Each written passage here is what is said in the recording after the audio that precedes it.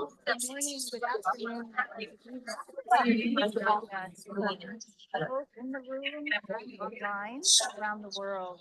We're delighted to welcome you to this high-level panel and discussion entitled FGM Laws and Human Rights Principles, ensuring access to justice for all. This event is convened with the leadership of the governments of Burkina Faso and Italy, in collaboration with the Gambia, Nigeria, Canada, the state of Eritrea, Indonesia, Sweden, the World Generation, Africa-led movement, and the UNFPA UNICEF Joint Program on the Elimination of Female Genital Mutilation.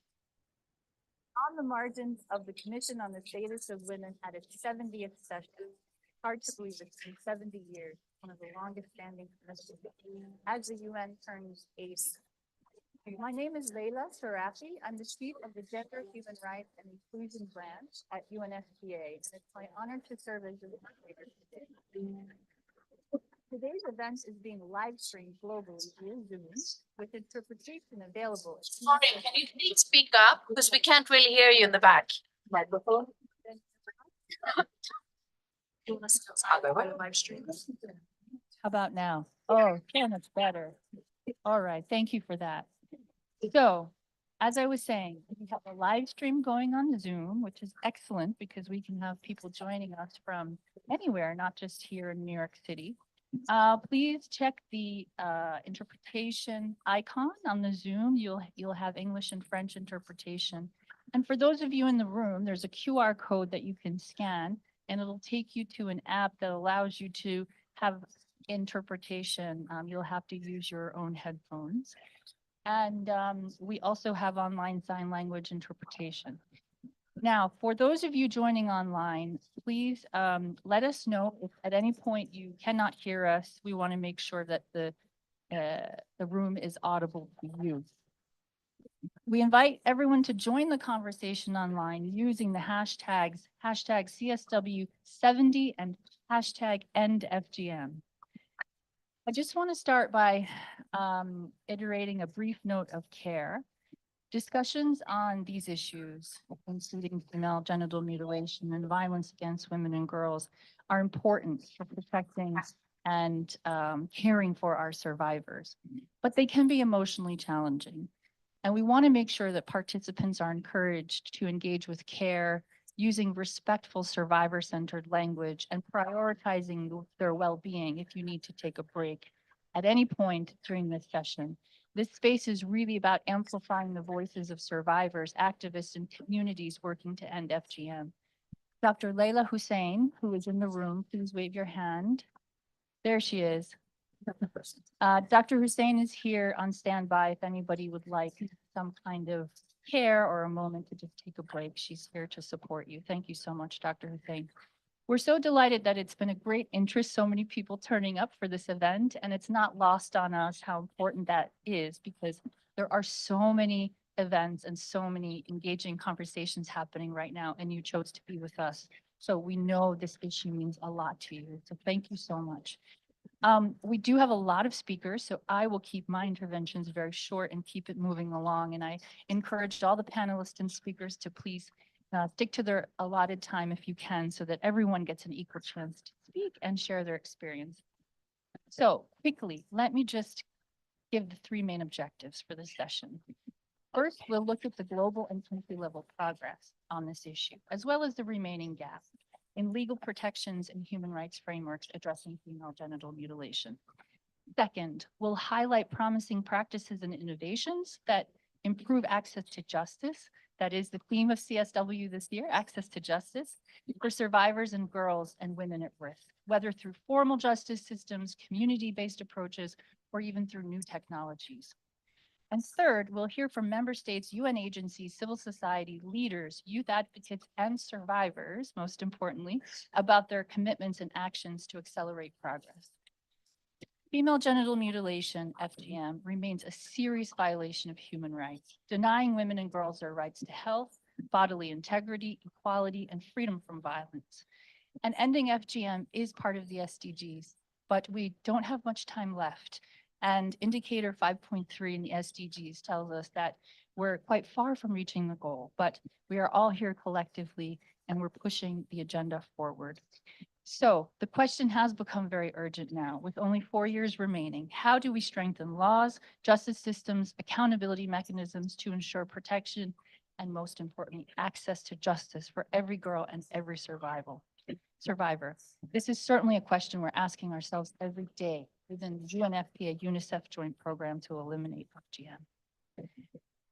Now, with that context, I'm going to launch into the opening remarks, and it is my honor to invite our distinguished co-host governments to deliver opening remarks. And first, please join me in welcoming His Excellency Giorgio Marapodi, Ambassador and Permanent Representative of Italy to the United Nations.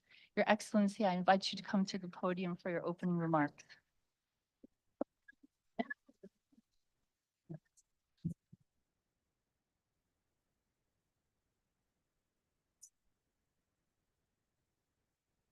Thank you, everybody, distinguished colleagues, ladies and gentlemen. I share the views of Leila. It's so beautiful to see the room so crowded. So thank you to all of you. And I would like to express my sincere gratitude to all governments that have co-organized this meeting, the governments of Burkina Faso, Canada, Eritrea, and Sweden, as well as UNFPA, and that is hosting us, and the UNFPA UNICEF joint program on the elimination of female genital mutilation and the Girl Generation Africa-led movement to end FGM. Your leadership in convening this landmark discussion is invaluable, and we are grateful for your steadfast commitment to advancing this critical issue. FGM remains a serious and pressing global concern, and preventing and combating all forms of violence against women and girls is a core priority of the Italian government. In this context, Italy reaffirms its clear and unwavering determination to end female genital mutilation everywhere it persists, because we think that is not only a harmful practice, but it is a fundamental breach of human rights. It curtails freedom, constrains potential, and stands in direct opposition to the progress we seek toward true and lasting gender equality. The scale of the problem remains alarming. Population growth in affected countries has increased the overall number of cases. Luckily, there are also signs of progress. Over the past 3 decades, the proportion of adolescent girls subjected to FGM has declined. This shows that sustained effort, national, regional, and at the international level, can make a real difference. Yet, if we are to accelerate progress, we must redouble the efforts. Raising awareness remains essential, and it must be pursued through a comprehensive multidisciplinary approach, one that makes clear the deep connection between harmful practices, gender inequality, and violence against women. Italy has long been at the forefront on the global effort to end female genital mutilation, and since 2008, the Italian Development Cooperation has contributed significantly to the global eradication efforts by funding the UNFPA UNICEF joint program on the elimination of FGM, widely recognized as the leading global initiative in this field. From the launch of the program to date, Italy has invested nearly 43 million euros in this shared endeavor for the well-being and empowerment of women and girls worldwide. At the national level, thanks to a long-standing tradition of public engagement and strong legislation, the incidence of female genital mutilation in Italy remains comparatively low. However, we are fully conscious that no country can consider itself immune. The presence of communities originating from countries where FGM is still practiced calls for effective prevention measures. Through the Italian law number 7, 2006, Italy introduced specific criminal provisions to punish anyone who performs or facilitates female genital mutilation, clearly affirming that such violence is unacceptable under any circumstances. We are equally convinced that civil society organizations play a vital role in ensuring that our actions are effective and sustainable. Therefore, we have launched a partnership with a leading Italian university to carry out a comprehensive assessment of the phenomenon in our country. The findings will serve as the basis for an integrated communication plan designed with tailored messages, tools, and approaches to reach different target groups through the most appropriate channels. Today's event gives us the opportunity to reflect together on the political and social measures that are still needed to bring this practice to an end once and for all. Allow me to conclude with a clear message. Italy will not waver, we will not look away, and we will not relent until every girl everywhere is free from the threat of FGM. I wish you a productive and inspiring side event, and once again, I thank you all. Thank you.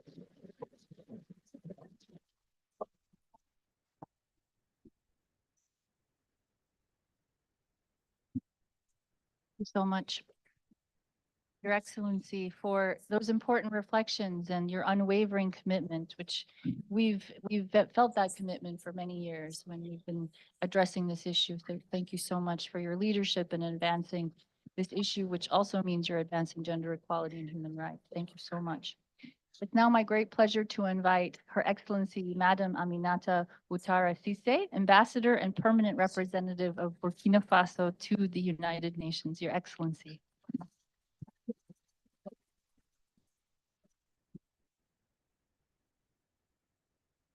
Merci, Mesdames et Messieurs les ministres, distingués amis et partenaires, Mesdames et Messieurs, je joins ma voix à celle de l'Italie pour vous souhaiter la bienvenue à ce Pride Event très important pour nous. Je voudrais vous transmettre au nom de ma délégation nos chaleureuses salutations à l'occasion de l'examen de l'importante problématique des mutilations génitales féminines. J'adresse mes remerciements à nos traditionnels et fidèles amis et partenaires bilatéraux et multilatéraux engagés avec nous depuis plusieurs décennies dans cette question sensible et délicate. Je salue spécialement le Fonds des Nations Unies pour la population, pour sa disponibilité et son engagement continu dans le combat contre cette pratique néfaste et préjudiciable au plein épanouissement des fillettes et des femmes. Mesdames et Messieurs, la thématique qui nous rassemble, à savoir garantir et renforcer l'accès à la justice pour toutes les femmes et filles, aligner les lois sur les MGF, sur les principes des droits humains, est très évocateur de la nécessité de créer et d'adapter les cadres juridiques et réglementaires, de sorte à les rendre propices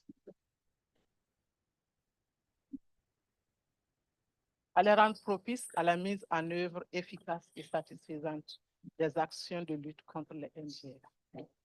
Le Burkina Faso, après avoir ratifié la majeure partie des instruments juridiques internationaux, a pris des mesures législatives, juridiques et administratives très fortes et dissuasives contre la pratique de l'excision. Un exemple, la révision du Code pénal en 2018 a permis d'ériger les mutilations génitales féminines au rang d'infraction. Cette disposition coercitive a contribué à durcir les peines et à réprimer sévèrement les auteurs et les complices d'infractions dans le domaine des MGF, réduisant drastiquement le niveau de la pratique sur l'ensemble du territoire burkinabé. De même, avec le concours de ses partenaires, le Burkina Faso a mis en œuvre la 4e phase 2022-2026 du programme conjoint UNFPA-UNICEF pour l'accélération de l'abandon de l'excision dans 12 régions.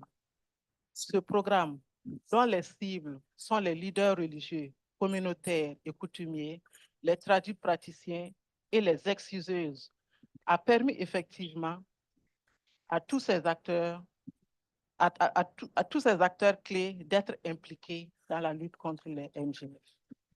En outre, mon pays, le Burkina Faso, s'est engagé à améliorer considérablement l'accès à la justice pour les victimes de l'excision à travers l'organisation d'audiences foraines et la création d'un numéro vert pour les appels gratuits anonymes afin de dénoncer les faits ou les tentatives d'excision.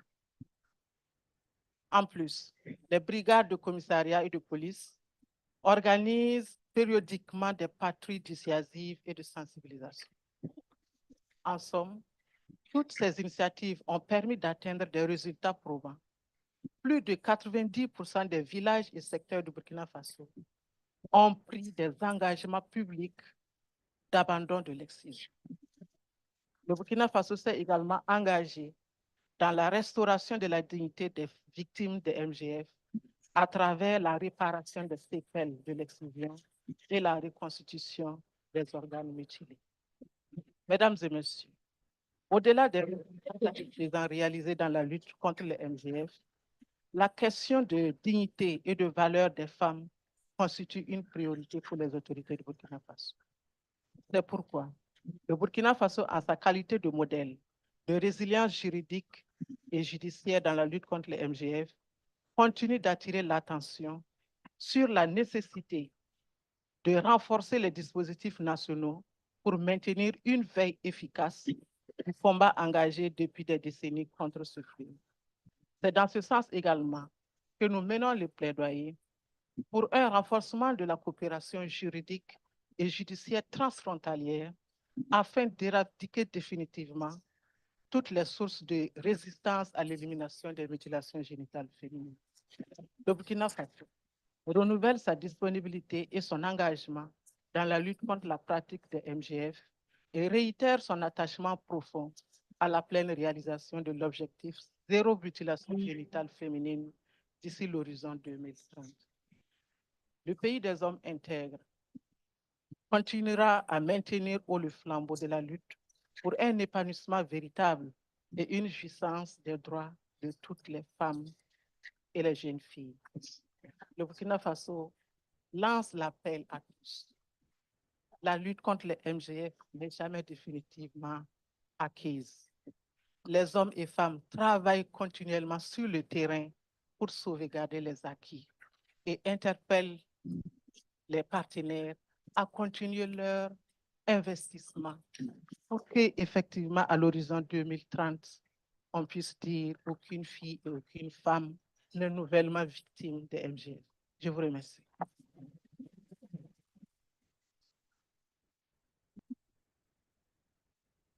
Merci beaucoup, Your Excellency, for sharing with us all the wonderful and important work you're doing in Burkina Faso, but I must say at the global stage as well. You've always been there supporting this issue and bringing it to the attention of global leaders here in New York and throughout the international fora. So those are our opening remarks, and now we move to our keynote speakers.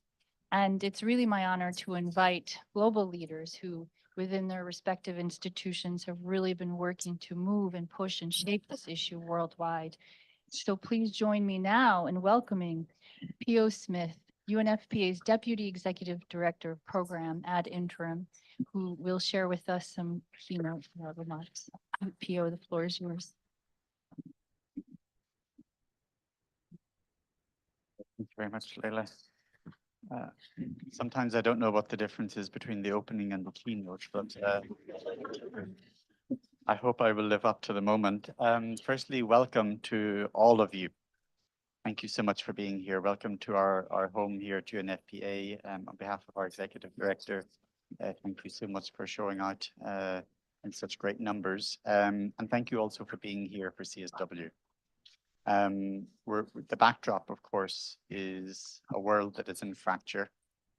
We're here to discuss justice. But of course, we know that that justice for women and girls is becoming a very distant, reality because of the pushback on women's rights and girls' rights right now. And we all have to be attuned to that. And of course, we know that the most egregious form of that violence manifests itself in the issue that we're here to discuss on FGM. But we need all of you with us in this fight, in this effort, and we need your solidarity. So thank you for being here. I want to welcome our partners, in particular from government. Thank you to our two ambassadors for your opening remarks, ambassadors from Italy and Burkina Faso.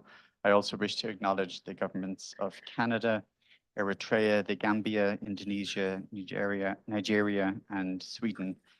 I also want to recognize our friends who are here from the Girl Generation, Africa-led movement, and above all, the survivors, the youth leaders, our activists and our experts, who remain the driving force of the global movement to end FGM. And finally, of course, a warm welcome to our good friends at UNICEF, and with whom we're very proud to partner on this work. So the question today is for us to think about how we ensure and accelerate access to justice for every single girl and woman at risk or affected by FGM. And justice can be quite an abstract thing. And we have to remember behind every statistic, there is that girl. Whoever she is and wherever she is, she has to be front and center of our minds, driving the solutions that it is that we want to see. I think there are three essential points I would put on the table. First, our Secretary General stated last month that FGM violates the universal human rights to life, health, and bodily integrity. And it is rooted in the very same gender bias that restricts girls' access to education, it narrows women's opportunities for employment, and it limits their participation in public life. It's a very deliberate attack on the fundamental rights. Second, the scale of this challenge is so significant still in the year 2026. More than 230 million girls and women across the globe, north and south, are living with the consequences of FGM. And an estimated 4 million girls remain at risk each year. And third, ending FGM is not optional. It's an integral part of achieving the SDGs, like we heard from Leila, but also to fulfilling our collective commitment to equality, to dignity, to justice for every woman and girls. The priority theme of the CSW this year gives us a very important lens through which to examine progress on justice and legal reforms in our efforts to eliminate FGM. So we have to take progress when we get it. So we're seeing a growing momentum of the approximately 1,200 universal periodic review recommendations that relate to FGM. 969, so around 80%, have been accepted by member states. And in addition to that, 59 of the 94 countries where FGM is practiced have now enacted legal bans. These legal frameworks are a critical foundation, but we all know that laws must be matched by implementation. They must translate into policies, services, and accountability mechanisms that ensure access to justice and protection for women and girls, particularly those women and girls facing discrimination due to poverty, ethnicity, geography, or disability. Over the past year, several important advances have taken place. In Somalia, the states of Hirshabelle, Jubaland, and Southwest adopted comprehensive anti-FGM laws, while the federal government also approved a national FGM policy, an important step toward nationwide protection. Across the region, the East African Legislative Assembly introduced a prohibition of FGM bill aimed at harmonizing legal frameworks and addressing cross-border risks. In Indonesia, where the practice has often been medicalized, new health regulations now require health workers to refuse requests to perform FGM. These developments reflect growing political commitment, but progress is also driven by the courage of the survivors who speak out, the leadership of youth activists, and the sustained advocacy of community movements. A landmark development occurred in July of last year, when the ECOWAS Community Court of Justice ruled against the government of Sierra Leone, mandating the adoption of legislation banning FGM, providing compensation to survivor Khadijatu Balema Aliyu, and strengthening protections for the rights of women and girls. Yet securing laws is only one step. Our ultimate goal is universal access to justice, where every girl and woman at risk or affected can seek protection, report violations, and access survivor-centered support. We are seeing promising approaches. In Burkina Faso, mobile courts are expanding access to justice in rural areas. Legal aid funds are supporting victims, and new technologies are strengthening evidence gathering while bridging community mechanisms with formal justice systems. So, dear friends, today's dialogue offers yet another opportunity for us to share lessons and reaffirm our commitment to concrete action that advances justice for every woman and girl. Rest assured that UNFPA stands firmly with you. Together with UNICEF, through the joint program on the elimination of FGM, we will continue to partner and support with member states to strengthen legal frameworks, to reinforce enforcement, and to ensure survivor-centered justice. I hope we will leave this room with a clear resolve. I know that the next generation is watching us, waiting to see how, when we put our words into action. They deserve a world where safety, dignity, and justice are not privileges, but guaranteed rights. I think the time for them to waiting is over. So I'm really hoping that we're going to see the kind of progress we need on justice, and that these conversations will have to become fewer and fewer, because we're actually addressing through national efforts, through partnerships like we see in this room today. And we hope for that future that every girl deserves is just around the corner. So thank you again for being with us this afternoon, and I wish you all a very fruitful conversation. Thank you so much, Pio, Deputy Executive Director, for pointing out very concrete examples and the survivor-centered framework, and reminding us about how critical that is to the work we do. Thank you so much, Pio. We now have the pleasure of hearing from Shima Sen-Gupta, Director of Child Protection and Migration at UNICEF, and our wonderful partner as part of the joint program on FGM. Shima, please, the floor is yours. Thank you, Leila. Thank you all.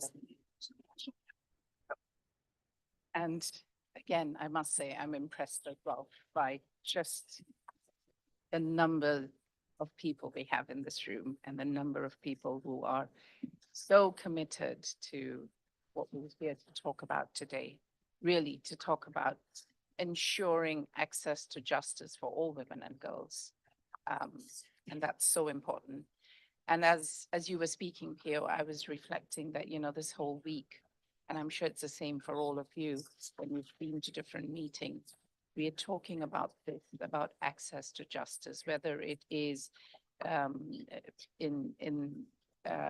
linked to FGM or child marriage and all these other issues that girls and women continue to face. And it makes one wonder, right? We've come a long way. We definitely have. But it's this piece, the justice piece, that, as you said, it's very difficult, because what does it really mean? And I think that's where we are today. We really need, in these couple of weeks, to unpack that and to commit to making those changes. So, Excellencies here, the governments who've always been partners and friends, our colleagues, the champions for girls, the survivors, every one of you in this room who has constantly been committed to this. A big welcome, and very happy to see you. We know, and this has been, for on the agenda for such a long time. FGM absolutely is a human rights violation. The Secretary General has spoken to that recently, as Pio reminded us. We have constantly been talking about it, but we really need urgent and sustained action. That is what we need, because otherwise we are not going to reach the goals of SDG 5.3 on FGM elimination. And we really, really have to, hunker down and deliver on this one. And as we speak, we know there's an estimated 3 million girls who undergo FGM each year in Africa alone. And Africa has the highest share of documented FGM cases worldwide. And then we have the others as well. And given the population growth in countries where the practice is deeply entrenched, it is unlikely to see these numbers go down if we do nothing. This number could also double. So all the more reason why we need to hunker down and deliver. If we, as a minimum, continue the progress sustained over the last decade, we may just be able to keep the number flat. And just reflect on that. That is quite something. So while we talk about elimination, it's also the number of women and girls who are living, who are survivors. And so it's so important that we redouble our efforts. So given the focus is on justice for women and girls, what I would like to do today is speak of a subject that really merits further attention. So what we continue to see, and we see this at the community level, at the national level, is really a gap between the legal prohibitions on paper and the actual practices on the ground. And Pio just spoke to it, the number of countries that actually do have legislation.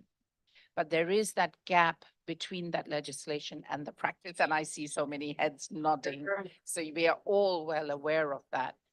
And that gap has now even led to broader pushbacks on the prohibition of FGM in countries. So on the one side, we have countries who are coming in to legislate more against this. And then on the other hand, we have countries who had legislated and are now pushing back. So this is quite a tenuous situation for all of us who work in this realm to deal with.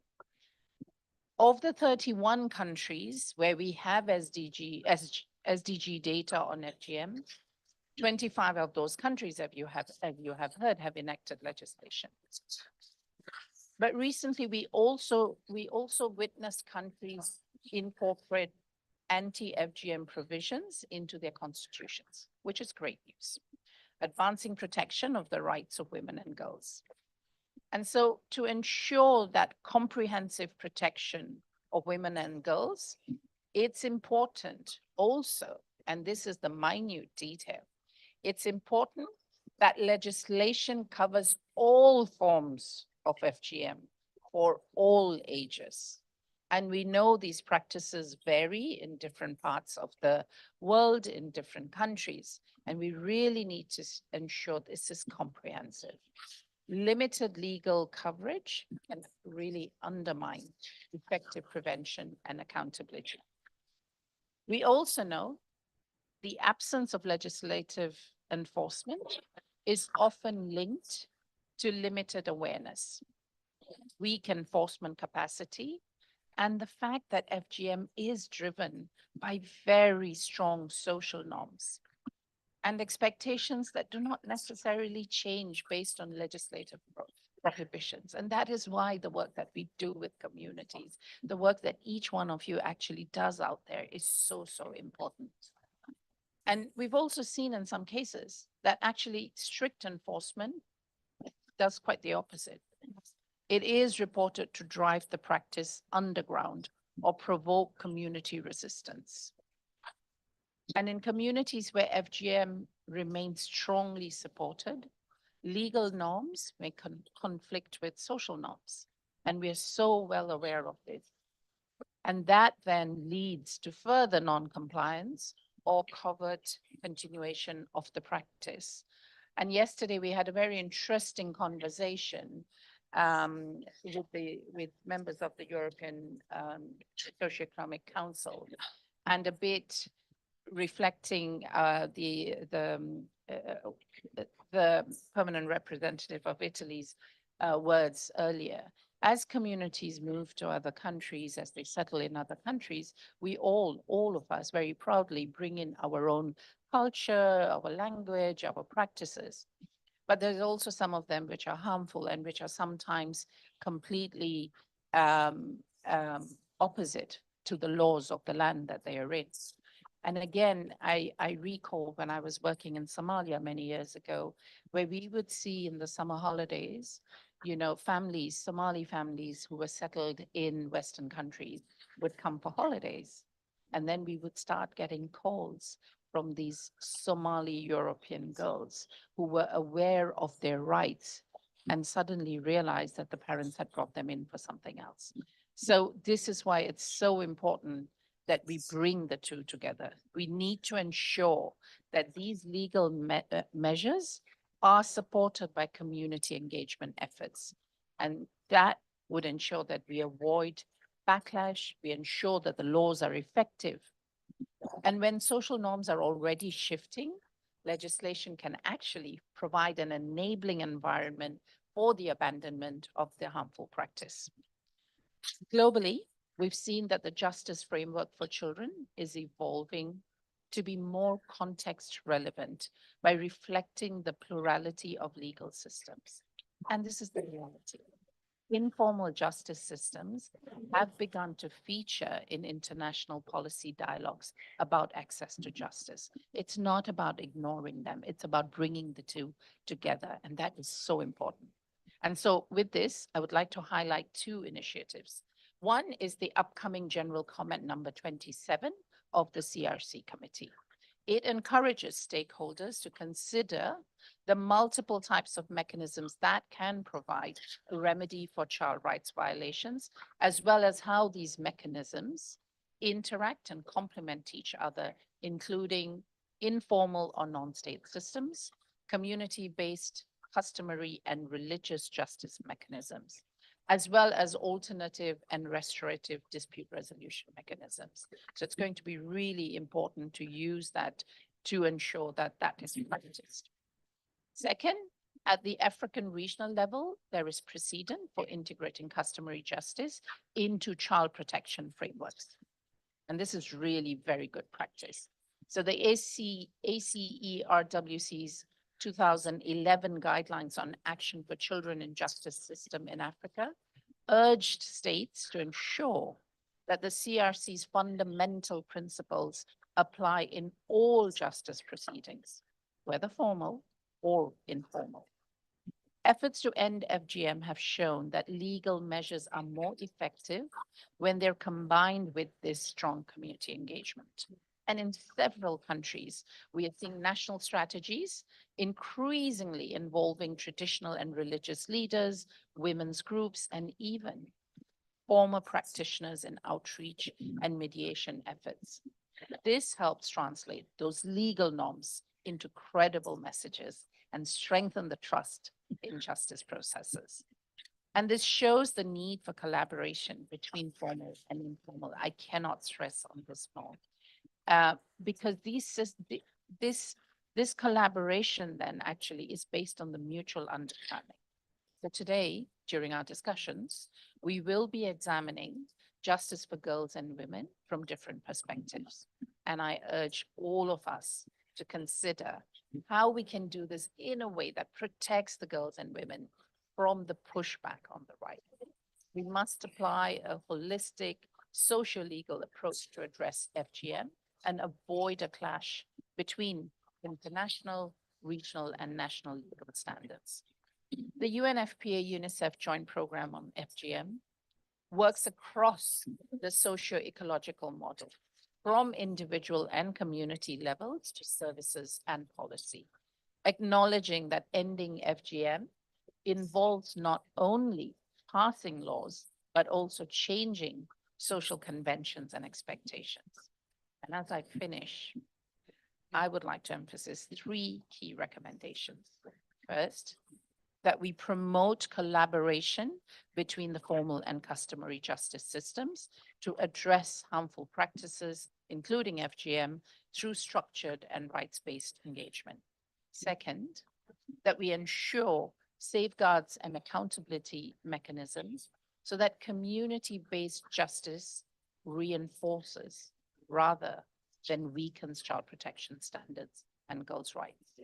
And finally, ensure that FGM is systematically integrated into those international and national justice reform agenda that recognize and formalize customary and informal justice systems. This includes using global frameworks such as the forthcoming CRC General Comment number 27 as policy levers to align child rights obligations, particularly regarding FGM, with national reforms. And I too hope that we leave this room resolved to make this happen. Thank you. The complexity of access to justice, but all the different ways in which we can leverage it. Thank you so much, Shima. Yes, now we will go to a short video entitled "What Works" before we get into hearing some more from our member states about what they're doing in their national context. So while the video plays, I'll just remind the next set of speakers that I'll call you up and introduce you to the lectern as well. So here we go. Coordinated efforts by governments.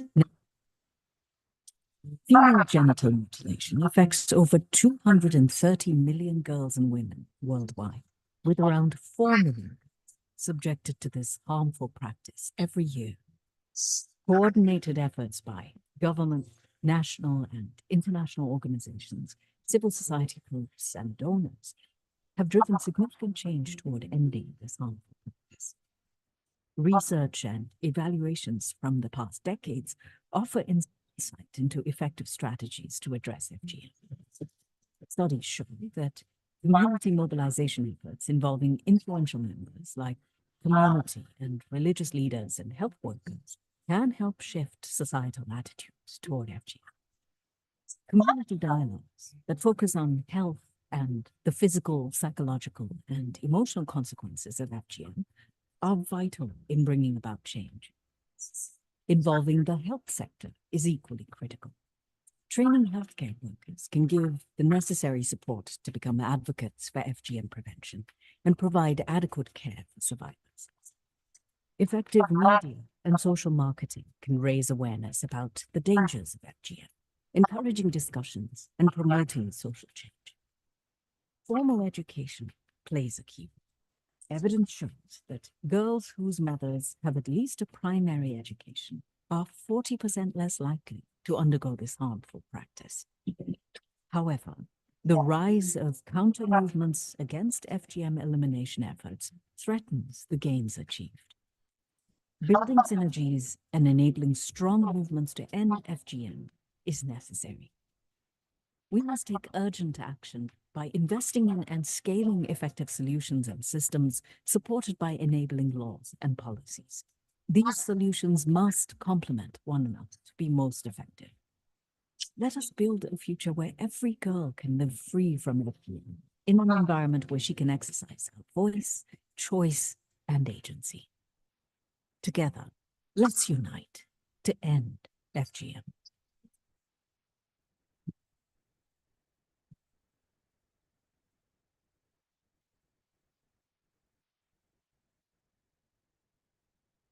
So we'll now turn to a discussion with member states, focusing on how the governments are accelerating access to justice at the national level. We're going to go straight now to Honorable Mr. Pungas Bajuri Ali, Deputy Minister for Human and Cultural Development, the Ministry of National Development Planning in Indonesia. We are waiting for a couple of our speakers, so we'll just continue with our program. And Honorable Mr. Ali, I welcome you to the lectern for your intervention.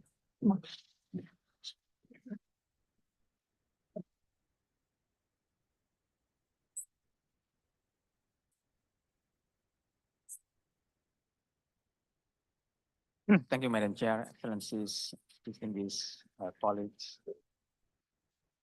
Indonesia remains firmly committed to the accelerations of eliminations of female genital mutilations.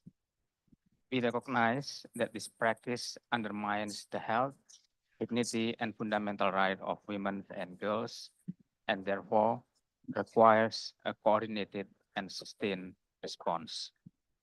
Our efforts begin with strengthening the evidence base. Since 2021, the national data on FGM has been collected through the National Women's Life Experience Survey on Violence Against Women. As the only country in the South and Southeast Asia Pacific regions with comprehensive national data set on the prevalence and the pattern of FGM, the findings show encouraging signs of decline, although approximately 46.3% of women aged 15 to 49 in Indonesia have experienced FGM.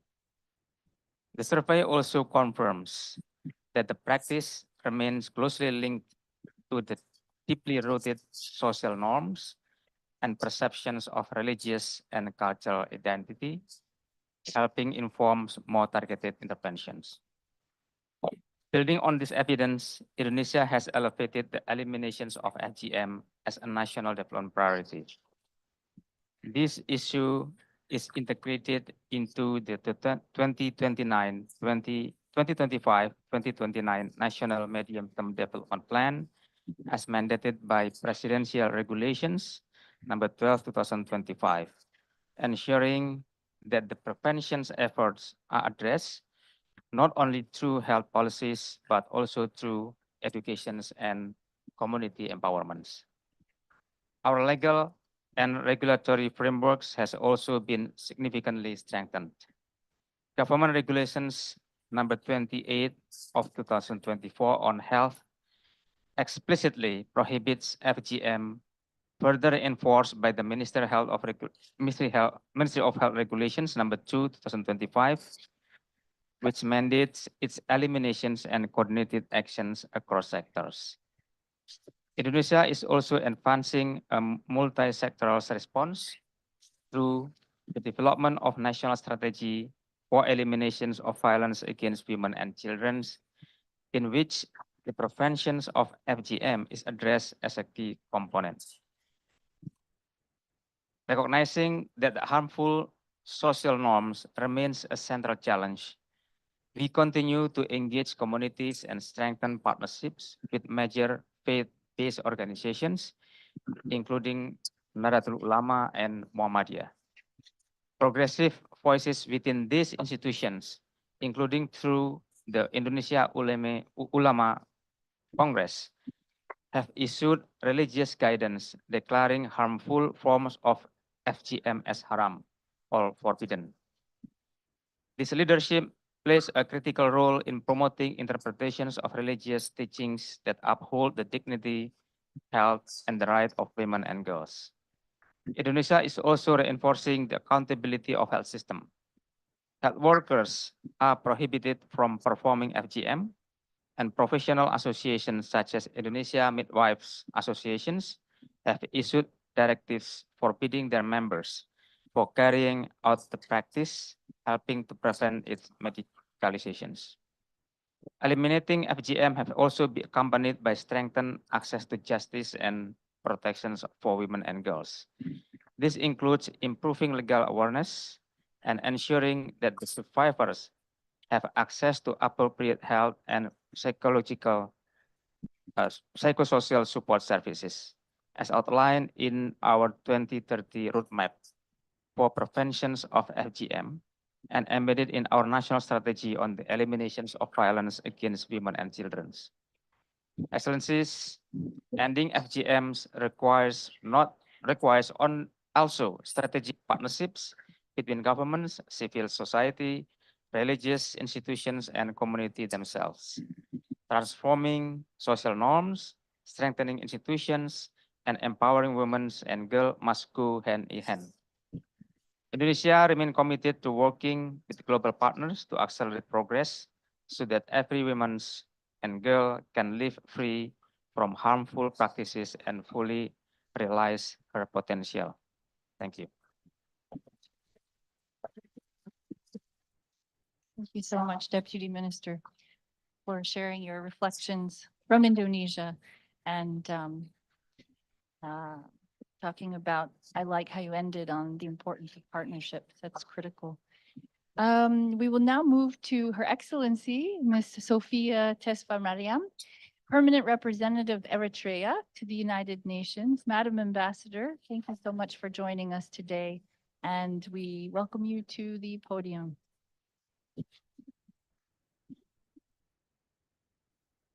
By the way, we've asked them to turn up the air conditioning so that we could get it a little cooler in here. I know it's a bit warm. Yes, that's important. Thank you very much.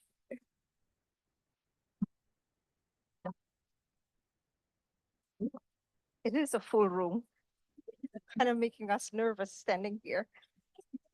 Madam Chair, I want to thank the organizers. Very important event. For Eritrea, this is the third event that we're addressing FGM. So you know how important it is to us.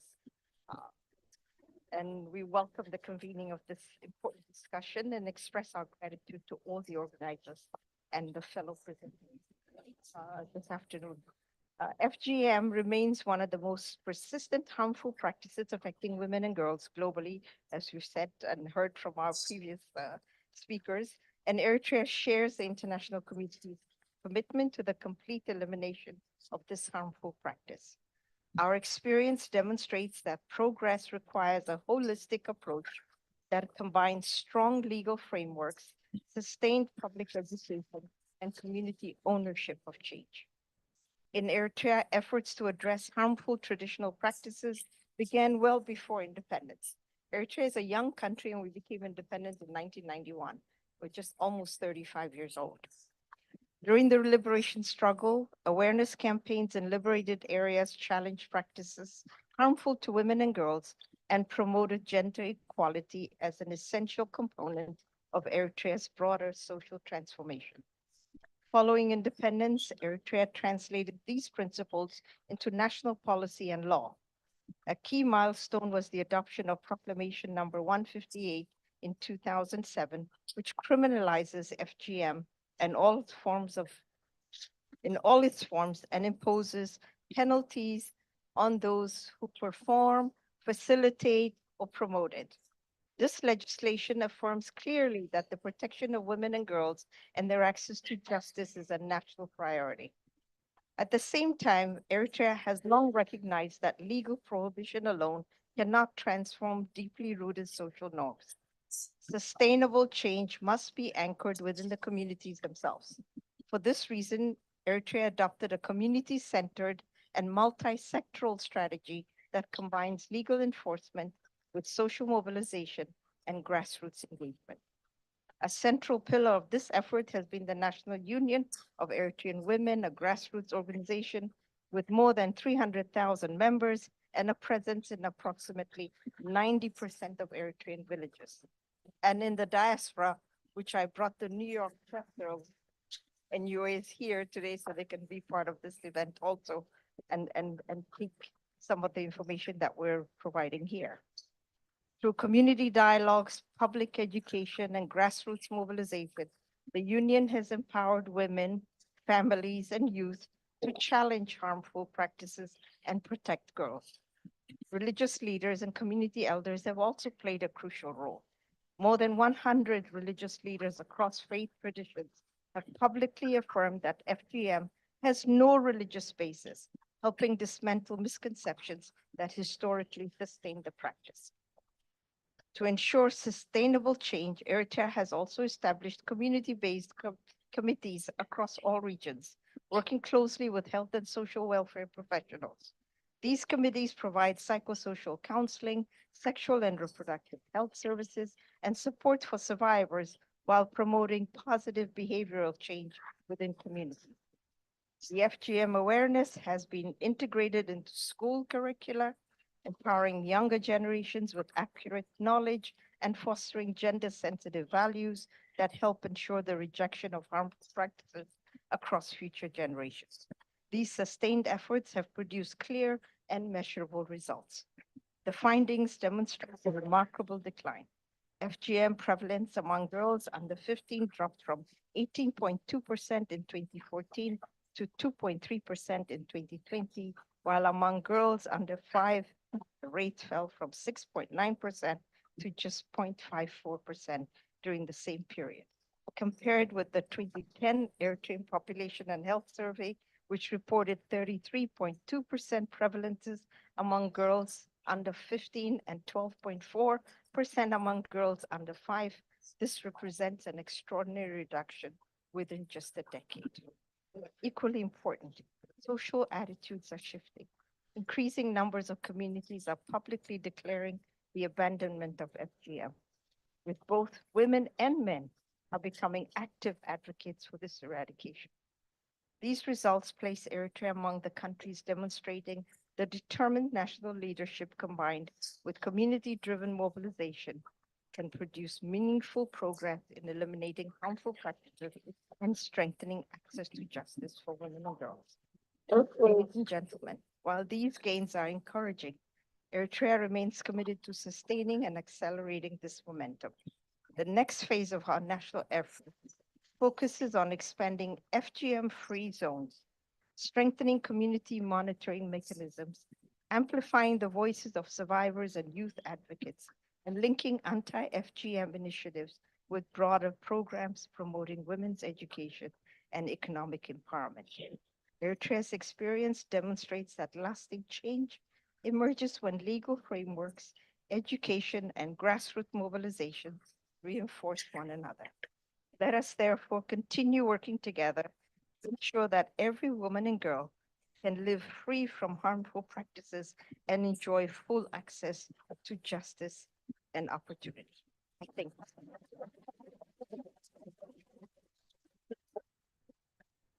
Wonderful. Thank you so much, Excellency. What progress you've made in Eritrea, and you really give us hope. Those numbers are really something in less than a decade. We applaud you. And as you say, when national determination is combined with grassroots and community mobilization, you can really see the change. Thank you for that encouraging outlook. We move now to Sophia Orebrink. Sophia is the lead policy specialist for gender equality in Sweden. And we're very delighted to welcome you today, Sophia. Please join us to the lectern for your intervention. Thank you, Madam Chair, and thank you for the organizers for inviting me to speak for this at this important event. Excellencies, distinguished colleagues and partners, FGM remains a profound violation of human rights for millions of women and girls. It is not only a health or cultural issue, it's a justice and human rights issue for all women and girls. It violates the rights to health, bodily integrity, and freedom from violence and discrimination. Global commitments are strong through CEDAW, the Convention of the Rights of the Child and the 2030 Agenda, particularly Target 5.3 on eliminating harmful practices. Yet, major gaps remain in translating these commitments into real access to justice. Let me begin with the importance of strong legal framework and effective implementation. Many countries have criminalized FGM, but we know that legislation alone is not enough. In many contexts, enforcement remains weak due to limited institutional capacity, the absence of reporting mechanism, and persistence of social stigma. And at times, there is a misalignment between national commitment and the authority of religious and traditional leaders at community level. Structured dialogue between stakeholders is essential to bridge these gaps and support locally credible efforts to end FGM. Through SIDA, Sweden supports partner countries in strengthening justice systems and survivor centers pathways. And through the UNFPA and UNICEF joint program that we so proudly supporter of, over 16,000 communities have announced that they abandon FGM, supported by community surveillance system that have helped protect more than 945,000 girls since 2017. A second important area is transforming harmful discriminatory gender norms through community engagement. Women's rights organizations, youth networks, and survivor advocates are at the heart of sustainable change. Engaging men and boys is equally crucial. In 2024 alone, nearly 850,000 boys and men in this program join initiatives promoting positive masculinities. This clearly shows that when a whole community are engaged, expectations around girls' rights can and do change. A third area of concerns access to services, protection, and survivor-centered support. Survivors must be able to safely access medical care, psychosocial support, child protection, and legal assistance. Healthcare workers must also be equipped to prevent and recognize medicalization of FGM, a deeper troubled trend. Swedish Development Cooperation prioritized SRHR to ensure that FGM responses are embedded within broader systems that can uphold women and girls' dignity and human rights. And finally, education and innovation are key to long-term sustainable change. Education and girls' empowerment remain some of the strongest safeguards against harmful practices. Digital tools can strengthen evidence collection and connect survivors with services. But digital platforms are also increasingly misused to spread misinformation and encourage harmful practices. This calls for a safe, ethical, and survivor-centered digital strategies. Across regions, we are also witnessing a worrying global pushback against gender equality and SRHR, often driven by well-funded and organized actors. This threatens hard-won progress and underscores the need for sustained political commitment. We need to push forward against the pushback. FGM is not merely a tradition. It is harmful discriminatory gender norm, a form of gender-based violence intended to control women's bodies and sexuality. It is one of the most brutal yet entirely preventable violations of girls' rights. Sweden remains therefore committed to working with government, civil society, communities, and all of you here today to end FGM once and for all. Thank you. Thank you very much, Sophia. That concludes our round of government interventions. We do hope that if the minister from the Gambia and Nigeria can still make it, we welcome them to join us and give their interventions. We will move now to a video, and then after which I'll immediately call up our panelists for the final panel of the day. So here we are going to play the FGM law case of the Gambia. As I said, honorable members, each of every member has a copy of the Women's Amendment Bill 2024. And we are looking through it clause by clause. So, honorable members, those in favor of the clause to stand part of the bill, please raise your cards.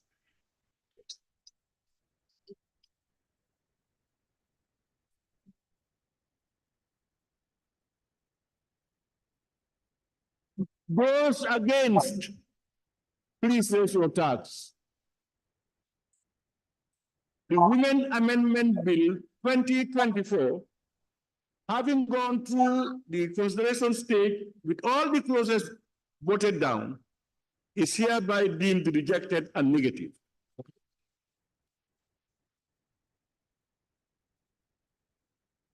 This ruling is appropriate as the Assembly cannot be engaged in such a futile exercise as to allow the bill to proceed to third reading without its clauses.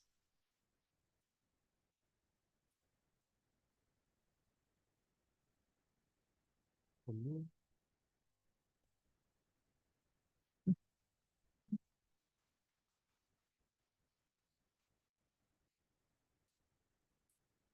understand we now have another video that we're playing now, correct? Yeah. We thought we'd break up the statements, give you something to look at that's different. Who shall speak first? So why don't I introduce our final panel to join us? We're going to do things slightly differently. We're going to have you come up and sit on the chairs here. In the interest of time, we're running a little bit behind. And first we'll introduce Fazia and then she'll talk about the video. Okay, let's go. In the meantime, if you can just start getting ready, our third panel. It was on a Sunday night when my mom called me and she said, "My daughter, come," in a low voice. I went quietly. Suddenly, my mom said, "My daughter, tomorrow is your D-Day." I was shocked to hear that, but I was not expected to say anything. In the morning, I was dragged and pinned on the ground when 3 women sat and crucified me on the floor. I cried till I had no voice. The only thing I said was, "Mom, where are you?" And the only answer I got was, "Quiet, quiet girl." The pain I had experienced was one I will never forget for the rest of my life, and I will not wish the same to happen to my friend. That night, I had sleepless nights. I could see an old lady with many bleeds doing it again and again and again. I screamed, and my mom came running to check on me. My loving parent, is this what I really deserve? I'm asking all of you, is this really what I deserve? Thank you.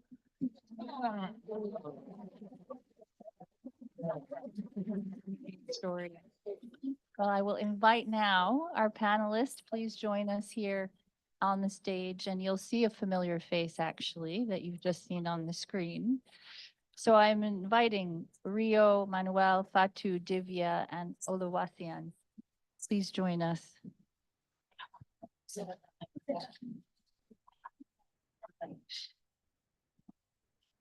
this next panel is really about hearing from survivors, youth leaders, civil society advocates, human rights and legal experts, as well as UN agencies and international financial institutions. We've really brought all the stakeholders together in this final panel. And you all are working in your own respective ways at the forefront of expanding access to justice. Good, we have enough chairs. So I'm going to first start with Fauzia Adan, who you just saw on the screen. Thank you for your sharing your story and something that is so personal. You are an FGM survivor and youth leader and attorney, and you are based in Kenya. And we'd really invite you now to tell us a little bit about some of the work you're doing and your reflections. And I'll come to give you this mic.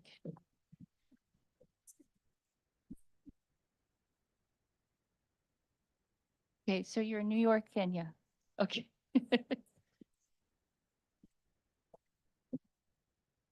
Good afternoon, everyone. What you just watched is a glimpse into a moment that changed my life forever. When I was 8 years old in Kenya, my body was cut in the name of tradition. At that moment, there was no courtroom, no lawyer, no system that could protect me. There was no justice. That experience is why the question we're discussing today is not abstract to me. It's deeply personal. Today, as an attorney, a survivor, and through my work at Global Child Hope, I remain closely connected to the communities where I grew up. And from that experience, I have learned three things that are essential if we are serious about accelerating access to justice.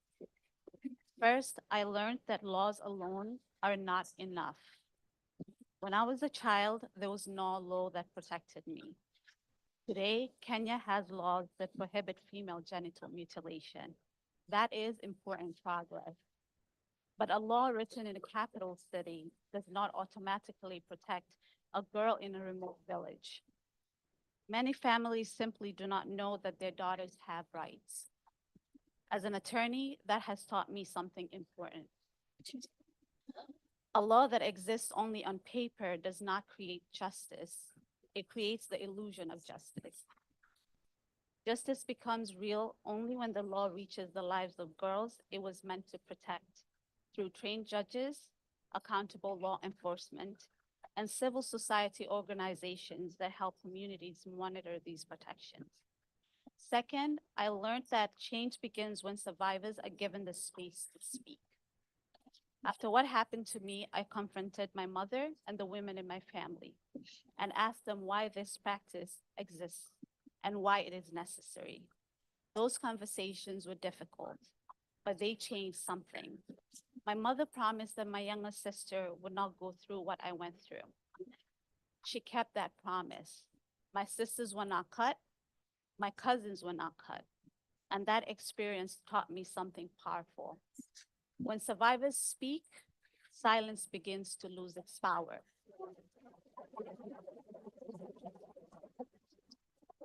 Third, I learned that lasting justice happens when communities themselves begin to change. Through education and open conversations, families begin to understand that protecting the girl is not a rejection of culture. It is a protection of dignity. Parents begin to make different decisions, and girls begin to grow up knowing that their bodies belong to them. Because ultimately, justice is not measured only by the strength of our laws. It is measured by whether the most vulnerable girls are actually protected. And if you remember the poem that you just heard in the documentary, there was a question I asked as a child. My loving parent, is this what I really deserve? And then I asked something else. I'm asking all of you, is this what I deserve? Today, that question is still being asked by millions of girls around the world. The true measure of justice is whether we're finally ready to answer them. And the real question for all of us is whether the world will finally be ready to answer her. Because somewhere tonight, a little girl will ask the same question that I once asked. Thank you. Thank you so much. You said justice only becomes real when it touches the lives of those it was meant to protect. Thank you so much for sharing your story and your activism. We now move to Rio Hada, who is the Chief of Equality Development and Rule of Law Section at OHCHR. Rio, it's great to see you. Thank you for being with us today.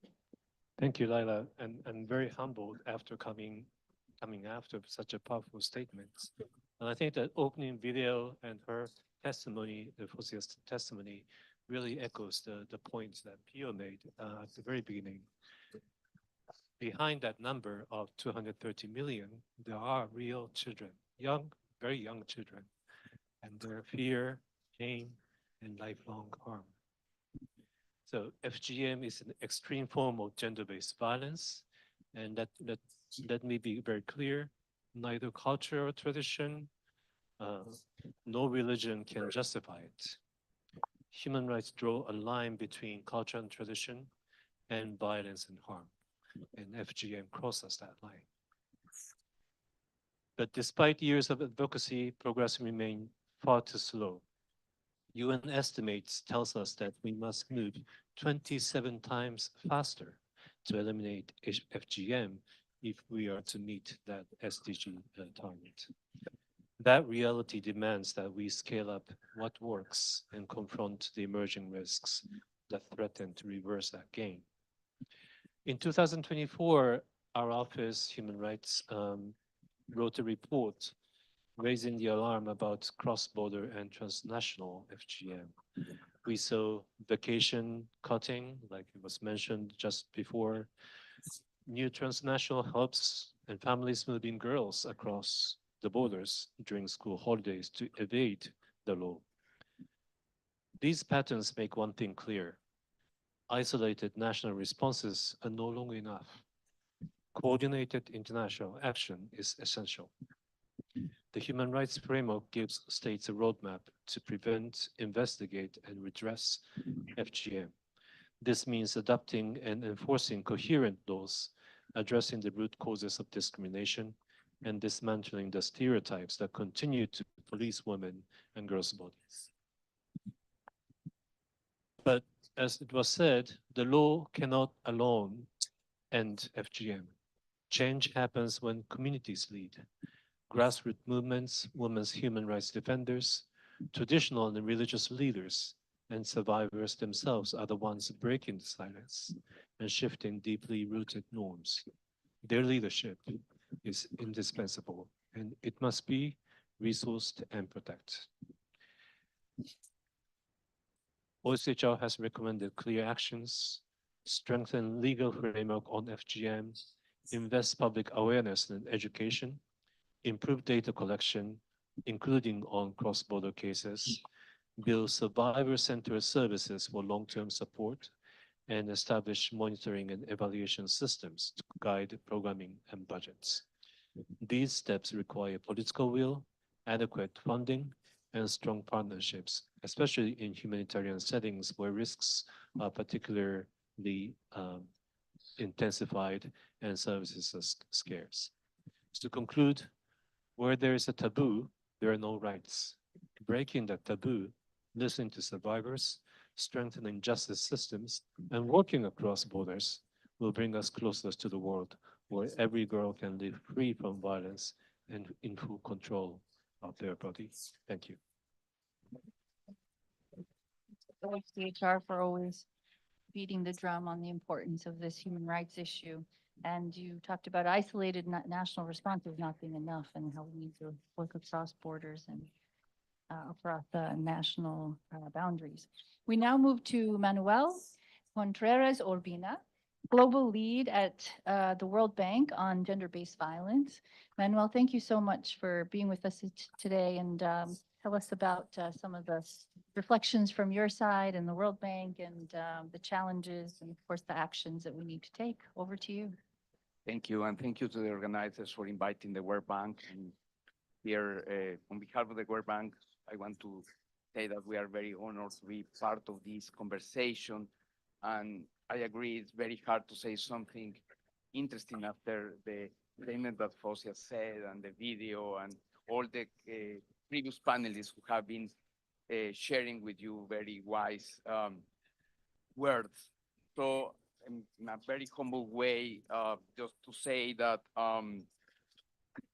overall we know that justice, if it's not implemented, it's not enough, right?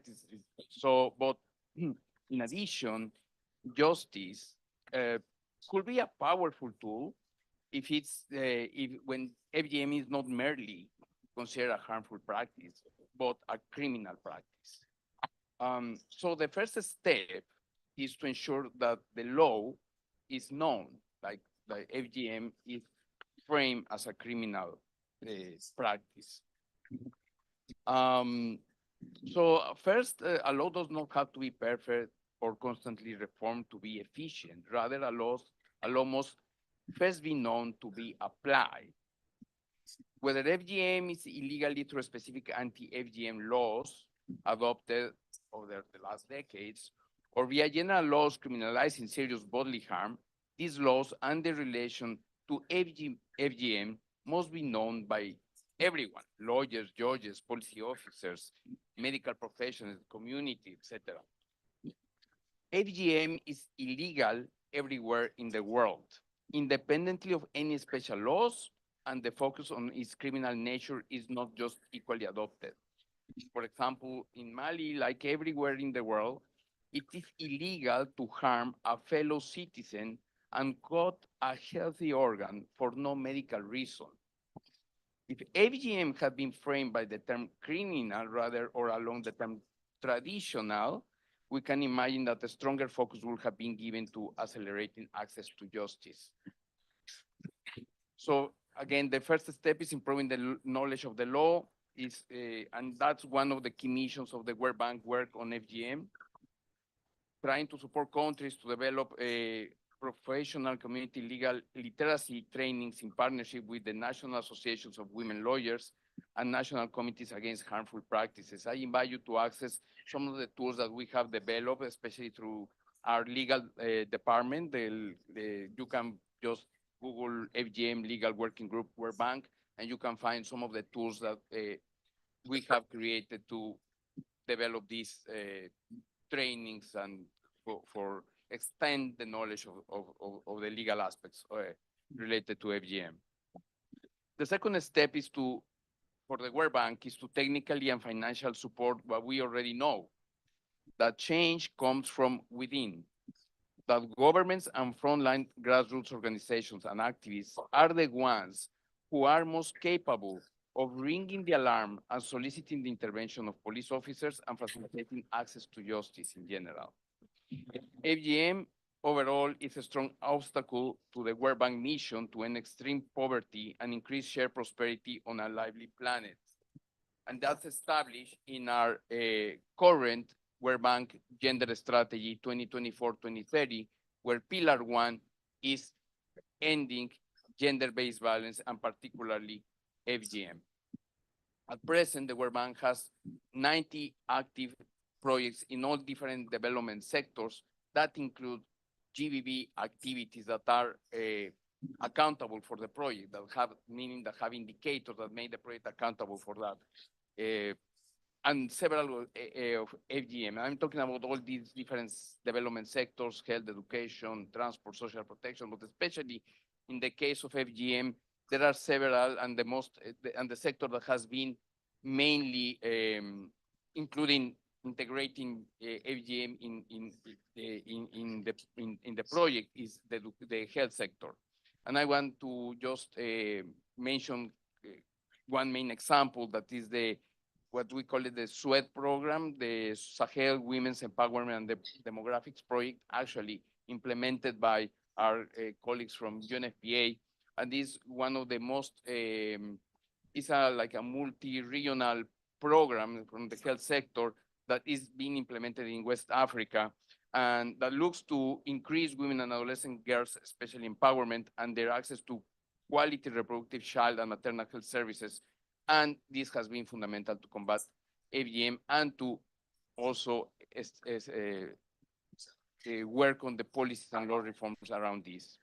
There are other examples. I know we are running out of time, but mainly working on West Africa, but in other parts, doing work in raising awareness through development and dissemination of media materials, workshops, campaigns, working with civil society, or authorities, etc. So looking forward, we must engage broader donor support and foster meaningful partnerships, like everybody said, while concentrating our efforts around survivor-led initiatives and organizations for the elimination of FGM within our generation. I would like once again to reaffirm the World Bank commitment to ending FGM. Thank you. We talked about threats to bodily autonomy is essentially threats to social and economic rights. It's all connected. Thank you very much. And now we move quickly because we are at time, but I'm going to ask everybody if you can please stay with us, if you can, another 10 minutes and we will wrap up. I'm moving to Fatou Balde, who is the founder of Women in Liberation and Leadership from the Gambia. We're so pleased to have you, Fatou. Over to you. Thank you, Excellencies, distinguished guests, and colleagues. Thank you for the opportunity to speak at this important conversation. Like Fausia, I was also caught when I was 8 years old. So today I speak from the perspective of a Gambian woman, a survivor who works daily with communities where the practice of FGM remains deeply rooted.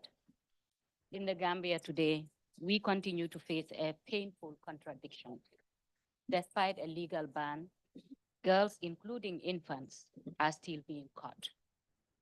And when the law is finally enforced, it is often after irreversible harm has already occurred. So the core question for us, how do we ensure justice for girls before the blade ever touches their skin? We know in the Gambia, for most communities, FGM cases are not reported. The fear of community backlash is profound. Responding or reporting an FGM case is often seen as a betrayal of communities and one's culture. And this can lead to consequences such as stigmatization, which communities and families fear. It can also lead in cases of violence. But secondly, when prosecutions do happen, women are the ones who are in the courtrooms. The reality in the Gambia is that mothers, aunties, and grandmothers, not the broader systems enforcing the practice, are prosecuted. In the last few months, 2 babies died after being caught. One was just 3 weeks old, the other a month old. In both of these cases, it was close female relatives who were taken into custody. This exposes deeper structural bias.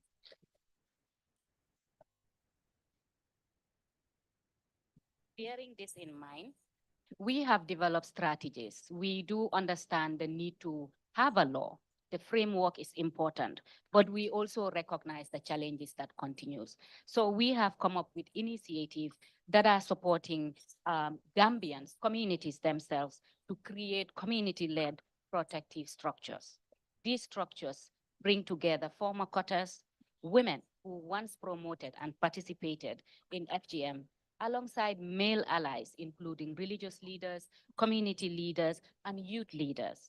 These networks operate as early warning and early intervention mechanisms.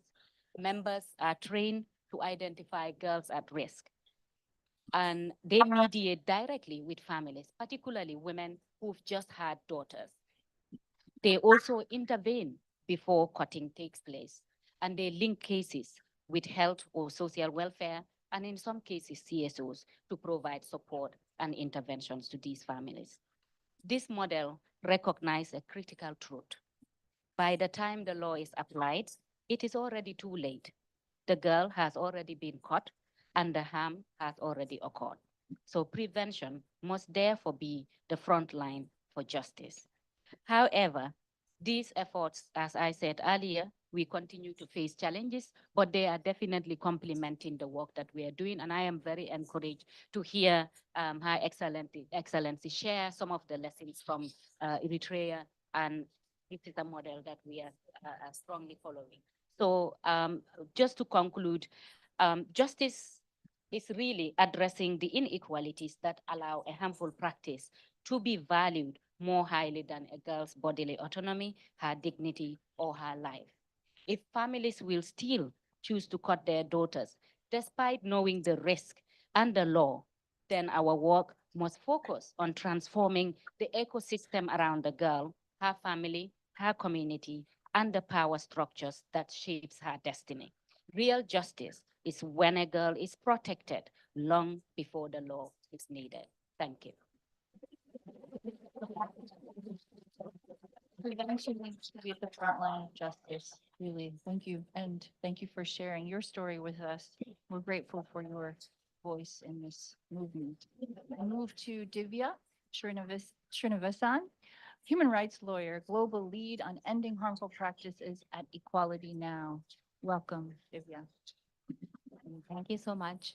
I think this conversation is really timely for us at Equality Now because we just launched a report last month, which looks at global opportunities and challenges in litigating cases of FGM, in which we looked at 7 really landmark cases across the world, from the Gambia, Liberia, India, the US, which were both constitutional cases as well as civil cases where there was a push for condemnation, as well as criminal cases to look at what's been the impact that this litigation has had on the movement to end FGM. And I think one of the critical areas of impact which really came out from the stakeholders we interviewed for the report was that sometimes cases before the justice system can play a big role in breaking the silence around FGM.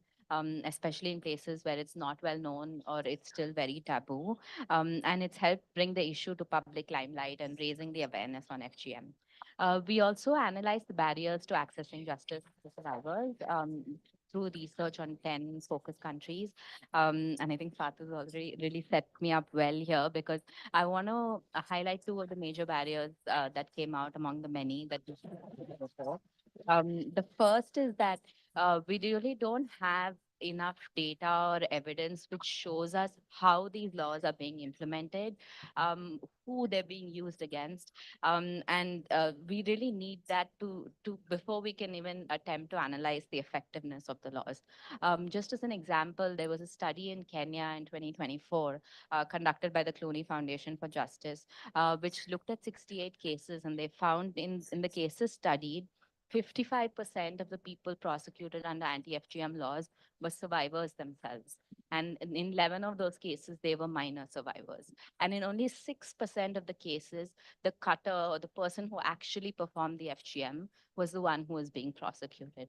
So it really begs the question of, are these laws doing what we were expecting them to do, or what the original objective was?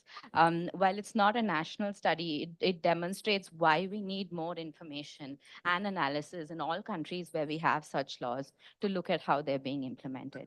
And it also really highlights the importance of obviously survivor-centered approaches towards access to justice, and not re-victimizing survivors through the justice system after they've already undergone the violation of FGM. Second, in many of the cases we studied for the report, survivors and witnesses reported facing harassment, threats to their safety, physical violence, like Fatu has mentioned.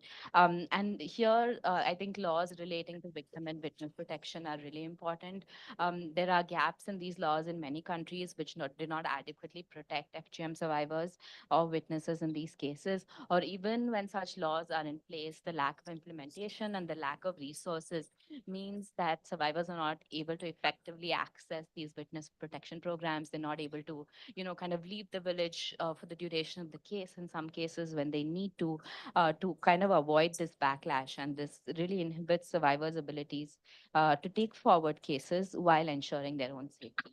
And some of the other challenges highlighted include low reporting of cases, protection gaps in the law, just limited definitions mentioned before, lack of provisions to arrest cross-border FGM, poor investigation and evidence gathering by the police, difficulty in really bringing evidence to prove FGM, and many other cases. And I think also finally, maybe the last point I would say is really that cases can take a really, really long time to go through court, which makes it difficult for survivors to move on to their lives. And even with respect to public interest litigation cases, like in India, there was a case filed in 2017, and it's finally coming up for hearing again next month after being in abeyance for over 5 years. So the long wait into its access. Thank you so much. Yeah, thank you for pointing out the complexity of these issues. We now go to our final speaker in this panel, Oluwasian Osowabi. She's the Executive Director of Stand to End Rape Initiative in Nigeria. Welcome. Thank you so much, Excellencies, guests. Thank you for having me. I'm speaking from the Nigerian perspective, and UNICEF reported in 2022. It is an outdated data, but it's important to give context. We had about 19.9 million survivors in Nigeria who had experienced genital mutilation, which accounts for the third highest number of women and girls who have undergone FGM worldwide. That's a huge number. But in terms of the prevalence, we cannot underestimate the impact of FGM on the lives of girls in the community. But I want to focus more around interventions that have worked and are scalable. The first is regarding prevention. It's engaging community leaders or leaders of culture and faith, improving their understanding of the harms that FGM causes young girls in the community, but also ensuring that we are building the capacities of community members themselves to identify, like one of the panelists mentioned, identify girls who are at risk and try to remove them from situations that make them vulnerable to FGM. We also need those leaders as well to challenge the belief that FGM is required by faith or culture, because I was engaged by UNFP a few years ago on a project in a state. And when I was engaging parents in the communities, one of the things that I heard for them practicing FGM was to protect their daughters. They had the notion that a girl who is not caught when she's given birth, the babies tend to die, which is a myth. So we had to work with them to change the norms and the understanding around FGM and help them see differently. And the leaders of culture and faith in those communities then publicly challenged that belief and made declarations to abandon FGM. So it's important that community leaders, even women groups and girls themselves are part of those conversations.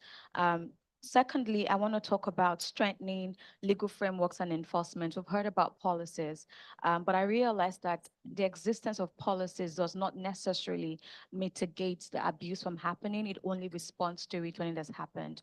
Of course, the Nigerian law provides provisions to prevent FGM from happening, but when you look at the punishment for those who practice it, it is inconsequential compared to the harms and the damage that FGM already has caused. So it's important that we have specialized prosecution and enforcement units. I believe that Kenya has an anti-female genital mutilation board that works with law enforcement and civil societies to monitor cases and strengthen implementation of a prohibition of FGM, of the FGM Act in the country. I believe this is a strategy that can be employed across different countries.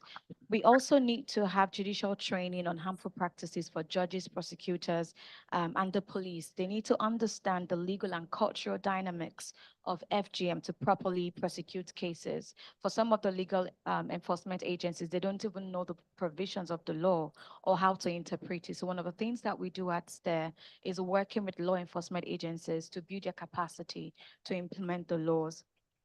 We also need community-based reporting mechanisms where safe and confidential channels are created to help girls, teachers, and community members report cases early because they are able to identify it, particularly during school holiday periods when cutting often occurs. I also wanted to share sorry, give me a second. I also want to share about survivor-centered justice and protection systems. There is a need to have integrated support services combining healthcare, psychosocial support, and legal assistance. One of the things that we observed in our country was survivors have to navigate different systems, and these most times prevent them from actually reporting cases or following through to access justice. So it's important to strengthen pathways for referrals so girls can easily get justice, but hopefully we can prevent it. But for those who have experienced it, they can get justice. We also need safe houses and emergency protection for girls who are escaping imminent cutting and also for their families. Because one of the things we heard from community members, if they don't cut their girls, they are ostracized and nobody wants to be without community. So we need to create safety nets for these families who are speaking publicly against cutting. Finally, I wanted to share that one of the things we've seen is immigration in the past couple of years, whether parents from the global north going to global south to do FGM, or for those who are leaving the global south to migrate to the global north. There is a need to strengthen cross-border protection agreements between countries where FGM prevalence is high. We also need digital early warning systems where institutions and individuals like teachers, health workers, and local leaders can easily flag risks. And we also need data-driven advocacy using research and evidence-based data to show the prevalence of the issue and target high-risk areas that would influence policy reforms. But most importantly, I believe it's important to put money in the hands of activists who are leading this work in their communities, helping them reach the communities that they need to reach, and scaling survivor-centered interventions as well. We also need to engage men and boys in the conversation, in seeing them as partners in shifting harmful social norms as well. So ending FGM requires more than legislation. It requires justice systems that protect survivors, create opportunities for FGM not to be practiced, and also reject harmful practices. Government needs to be willing to invest in prevention and accountability. And when these elements come together, access to justice becomes not only possible, but transformative for millions of girls. Thank you. Thank you so much.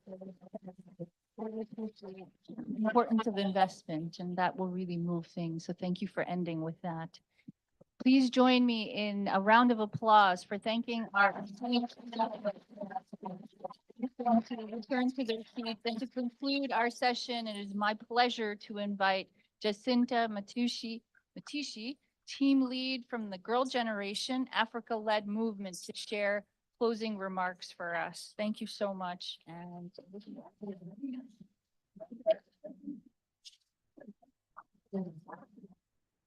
Excellencies, distinguished delegates, colleagues, survivors, allies, and friends. As we come to the close of this important discussion, I would like to begin by thanking the governments of Burkina Faso and Italy, alongside the government of the Gambia, Nigeria, Canada, Eritrea, Indonesia, Sweden, the UNFPA UNICEF Joint Program on the Elimination of Female Genital Mutilation, and civil society partners, including the Girl Generation, for convening this timely and important dialogue here at the 70th session of the Commission on the Status of Women.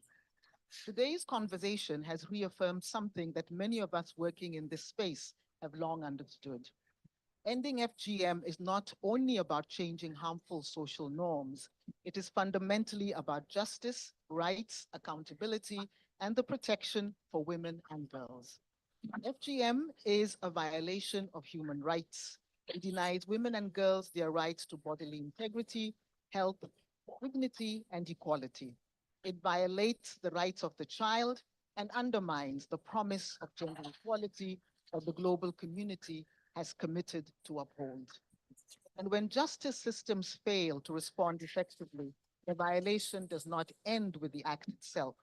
It is compounded by silence, impunity, and the absence of accountability. This is why conversations like the one we have had today is so critical. We have heard encouraging examples of progress. Many countries have taken important steps to criminalize FGM, strengthen policy frameworks, and develop mechanisms to protect girls and support survivors. The existence of legal frameworks in many countries signals growing global recognition that FGM must end. Governments, regional bodies, and international institutions have increasingly aligned their commitments with global human rights instruments and development goals. But we must also be honest about the challenges that remain. Laws alone do not end such violence. Justice must be accessible, trusted, and meaningful for the girls and women it is meant to protect. Too often, survivors face barriers when seeking justice. These may include fear of retaliation, stigma within communities, lack of awareness about legal protections, or justice systems that are distant from the realities of rural or marginalized communities. In many places, survivors are still navigating systems that were not designed with their needs in mind. We also heard about emerging risks that require urgent attention. Clandestine practices continue to evolve. Cross-border cutting exploits gaps between legal systems. The lowering age of girls subjected to FGM further complicates protection and access to justice. And the growing medicalization of FGM often framed as a safer alternative, undermines both ethics and the law while masking the continued violation of girls' rights. These developments remind us that justice systems must remain dynamic, responsive, and rooted in human rights principles. At the same time, we've heard powerful examples of innovation and progress. Countries are exploring new ways to bring justice closer to communities, from mobile courts that reach rural populations to legal aid funds that support survivors in navigating justice systems, or digital platforms that connect girls at risk and survivors with services and protection mechanisms. These innovations demonstrate that solutions exist. But perhaps the most powerful lesson from today's conversation is that justice cannot succeed without communities themselves. Across Africa and beyond, civil society organizations, grassroots movements, youth activists, and survivor networks are playing a critical role in bridging the gap between communities and justice systems. Over the past decade, initiatives such as the Girl Generation have helped support an Africa-led movement to end FGM, strengthening partnerships across civil society, governments, and international actors while amplifying the voices of survivors and frontline actors. These collective efforts remind us that ending FGM is not the work of one institution or one government. It is the work of a global movement. And at the heart of that movement must be survivor leadership. Survivors bring knowledge that institutions alone cannot provide. Their lived experiences challenge systems to do better and help shape justice response that are compassionate, effective, and grounded in dignity. When survivors speak, they do more than share stories. They reshape policy conversations, challenge assumptions, and bring urgency for our collective efforts. Ensuring that survivors are not only heard, but meaningfully engaged in shaping solutions is essential if justice systems are to truly serve those most affected. Equally important is the role of grassroots organizations working directly with communities. These organizations are often the first point of support for girls at risk and survivors seeking assistance. They are building trust within communities, facilitating dialogue, supporting prevention efforts, and advocating for stronger legal protections. Yet, despite the critical role they play, these organizations often operate with limited resources. If we are serious about accelerating progress, we must ensure that civil society and community-based organizations are supported and resourced. So first, we must strengthen and enforce legal frameworks. Laws must be accompanied by effective enforcement mechanisms, trained judicial actors, coordinated responses that ensure perpetrators are held accountable while survivors are protected. Number two, we must ensure that justice pathways are survivor-centered. This means providing access to legal aid, psychosocial services, and protection mechanisms that prioritize the safety, dignity, and well-being of women. Third, we must invest in prevention and community engagement. Legal frameworks alone cannot succeed without community ownership, education, and social norm change efforts that empower families and communities to protect girls. And fourth, we must strengthen regional and international cooperation, cross-border collaboration, knowledge sharing, and accountability mechanisms are all going to be essential in addressing emerging risks and ensuring that no girls fall through the gaps between systems. Excellencies and colleagues, ending FGM is achievable within our lifetime, but achieving this goal requires more than communities. It requires sustained political will, strategic investment, and accountability at every level. Justice must not remain a promise written into policy documents. It must be a lived reality for every girl and every survivor. The global movement to end FGM has made remarkable progress, and initiatives such as the Girl Generation demonstrate the power of Africa-led, survivor-informed collaboration to drive meaningful change. So as we leave the room today, let us carry forward the urgency of this conversation. Let us strengthen partnerships, invest in justice systems that truly serve women and girls, and ensure that our commitments translate into real protection for those at risk. Because ultimately, justice for women and girls means ensuring that no girl anywhere in the world ever faces the risk of FGM again. Thank you very much.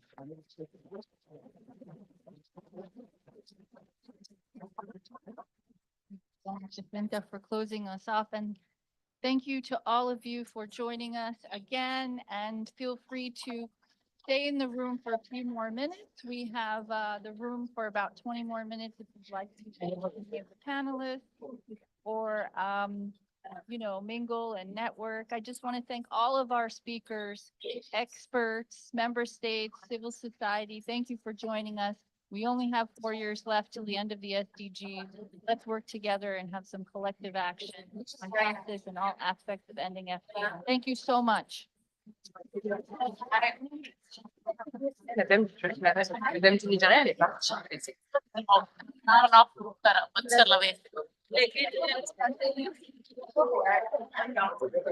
okay.